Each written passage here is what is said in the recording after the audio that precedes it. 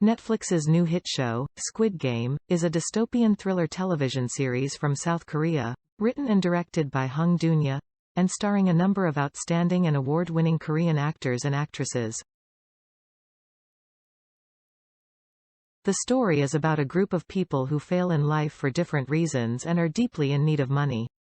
They all receive a mysterious invitation to play a survival game for a chance to win cash prizes. The total amount exceeds $38 million. The game takes place in an unknown location, and the contestants are imprisoned until a winner is determined. And in this game, you are either the winner or dead. Classic Korean children's games from the 1970s and 1980s are included in this big challenge, such as the Squid Game, which is played on a field by two teams separated into attackers and defenders around a squid-shaped diagram. Squid Game is number 1 on the top 10 lists in 94 countries around the world, and Netflix's first-ever Korean series to reach number 1 in the United States. Although Netflix is not available in mainland China, pirated versions of Squid Game have been widely circulated on the Chinese internet, and the show has become a popular topic on Chinese social networking sites. Several schools around the United Kingdom observed that despite the show being aimed at mature audiences, young children were emulating some of the games from Squid Game during school recess, and warned parents about these activities. The phone number used in the series belonged to a private resident who reported receiving up to 4,000 calls each day from people, several of whom desired to play a real-life version of the game. Netflix stated that they would edit the show to remove the number. The colorful sets and costumes were designed to look like a fantasy world. This came from the director's idea of wanting to recall the alleys from his childhood and elicit nostalgia. A lot of details were put into the film set to illustrate the place as if it were really in the 1970s. Cheg Yun-sun, the set designer, felt this was her most challenging project, as not only did she have to create something childlike, but also creepy and compelling, in addition to the safety concerns for the actors. Bunk beds were arranged like a warehouse store concept in order to present the contestants like objects piled on the shelves. The green tracksuits of the contestants were inspired by the tracksuits children wore on field days at school during the 1970s. Fake skies that cover the walls of the arena resemble the cloud-covered canopy that envelops Truman Burbank's world in The Truman Show. The towering labyrinth of staircases was inspired by M.C. Escher's famous relativity lithograph. It depicts a world in which the normal laws of gravity do not apply. The envelopes in the introduction game at the subway station resemble the red pill and blue pill scene from The Matrix. The robotic giant doll was designed to make the contestants feel small and literally childlike.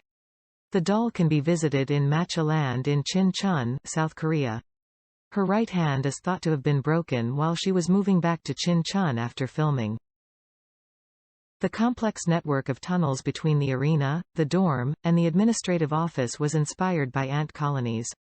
The guards' masks were designed specifically to resemble the face of an ant. The shapes on the masks were inspired by the squid-shaped board drawn on the ground for the actual Squid Game. The hierarchy is ranked from square, triangle to circle. This was decided according to the number of vertexes for each shape. The creator of Squid Game, Hung Dunya, developed the show, back in 2009. However, it was rejected by production companies for 10 years.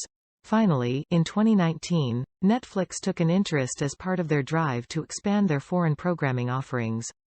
Hung Dunya wrote and directed all 9 episodes himself. He described the work as a story about losers. The names of the characters were mostly based on his childhood friends. Within just 4 weeks after airing, Squid Game has been viewed by more than 110 million accounts.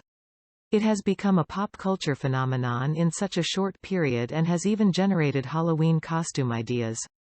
Squid Game-themed cafes have already opened in several countries. Aside from its unusual world and jarring story, could there be another significant reason for its sudden popularity? Maybe it's the tough questions hidden in the subtext that are not easy to answer objectively, such as, what would you do if you were in their shoes? Would you sell your soul for more power? Would you trade your personality in exchange for millions of dollars? Is it you or someone else in the driving seat of your life? Are you a team player, or do you insist on being in charge? What is your aim in life? Are you creating gender apartheid, whether you're aware of it or not? Are you allowing capitalism to take precedence over your human values? Since life is some kind of a game as well, which one is considered as a good player? The greedy one or the ethical one? And last but not least, is humanity mature enough to comprehend and manage the concept of justice? Is it?